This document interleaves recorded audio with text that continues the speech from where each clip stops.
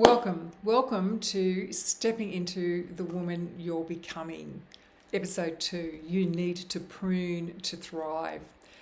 In a flourishing garden, we all know that one truth remains. If you want plants to grow strong and beautifully, you have to prune.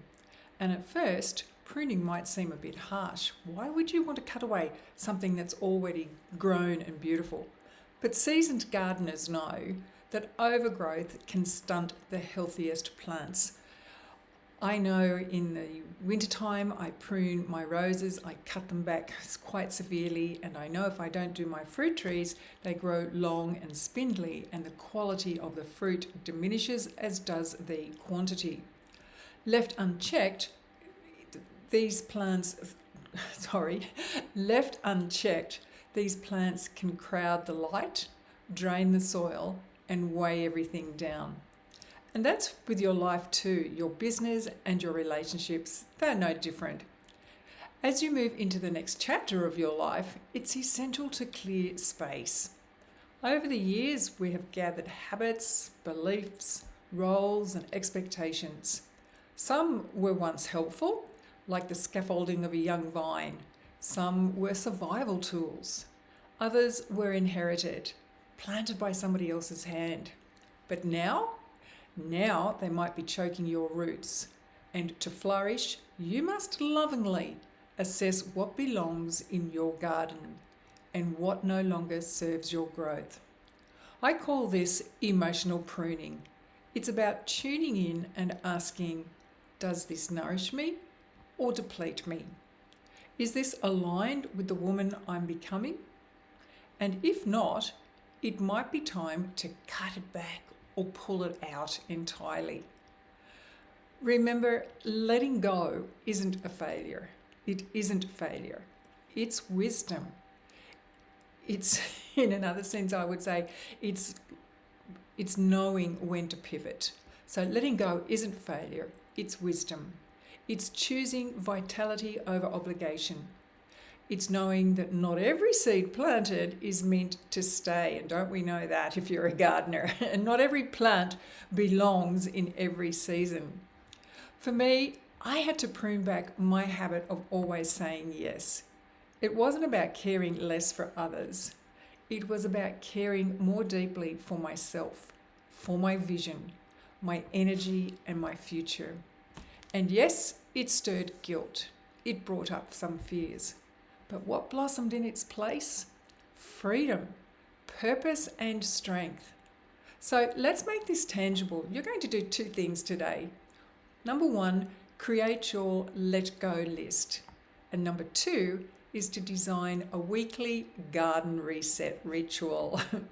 So first of all, grab yourself your journal or a piece of paper, blank piece of paper, a pen, pencil, and set the timer for 10 minutes. It's really important to have a start-stop time with this. Begin by listing everything you're tending to right now. Commitments, roles, responsibilities, habits, and beliefs. Picture your inner garden. What's taking up space? What's crowding your peace? Then go through your list and highlight the ones that feel heavy, overgrown, or out of season. Ask yourself honestly, if I hadn't already planted this, would I choose it now? And if the answer is no, ask yourself, is this helping me to grow, or is it draining my light? That's your guide. If it's not nourishing you, it's time to prune. Next, build a simple weekly check-in. Choose a day that feels right. Maybe it's Sunday at the end of the end of the week, the end of the day of Sunday. Maybe it's at the end of the week on a Friday. And do what feels good for you. Light a candle, put some soft music on, something that uplifts your spirit, calms you, makes you feel at peace. And reflect on these 2 questions. What felt heavy to me this week? What did I have to push through? What was hindering my progress? And the second question is, what felt in flow? What just eased through the week?